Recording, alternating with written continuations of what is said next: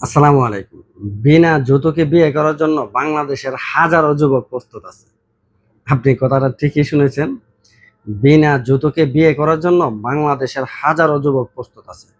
কিন্তু ৳১০,০০০ ক্যাশ দেন মোহরে বিয়ে করার মতন বাংলাদেশে কোনো মেয়ে খুঁজে পাওয়া যায় না। বাস্তব।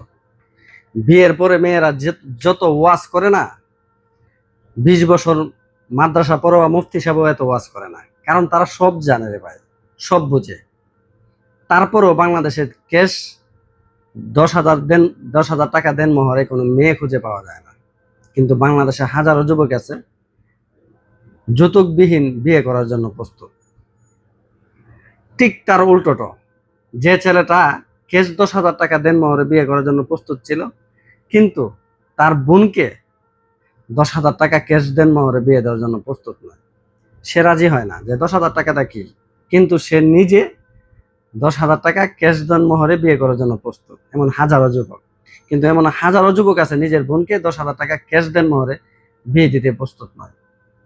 বাংলাদেশে হাজারো যুবক, হাজারো বৃদ্ধ থেকে যুবক, তারা একের অধিক বিয়ে করার জন্য প্রস্তুত, হালাল ৪টা বিয়ে করার জন্য প্রস্তুত।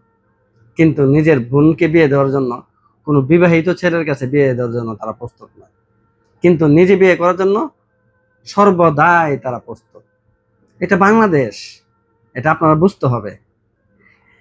যে মা নিজের সন্তান ৩ বছর ৪ বছর ফ্যামিলি একসাথে থাকার পরে ছেলে এবং ছেলের বউ একটু আলাদা ভাবে নিজের সংসারটা গোছানোর জন্য চেষ্টা করে, তার সমালোচনা শুরু করে যে মা বাপ, ঠিক সেই মা বাবেই যখন তার মেয়ে এবং মেয়ের জামাই নতুন সংসার শুরু করছে, মা বাবাদেরকে ফেলে তারা আলাদা নতুন সংসার শুরু করে, তখন বলে যে না, আমার মেয়ে এবং মেয়ের জামাই এখন স্বস্তি পাবে, এখন নিজের ফ্যামিলিটা গোছাতে পারবে। এটা বাংলাদেশ রে ভাই, এটার মধ্যে সব সম্ভব।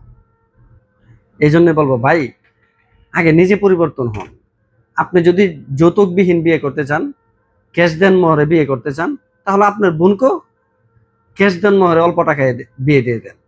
আপনি যদি ৪টা বিয়ে করতে চান, হালাল বিয়ে ৪টা করতে চান, একের অধিক বিয়ে করতে চান, তাহলে আপনার বোনকেও বিবাহিত ছেলের কাছে বিয়ে দেন।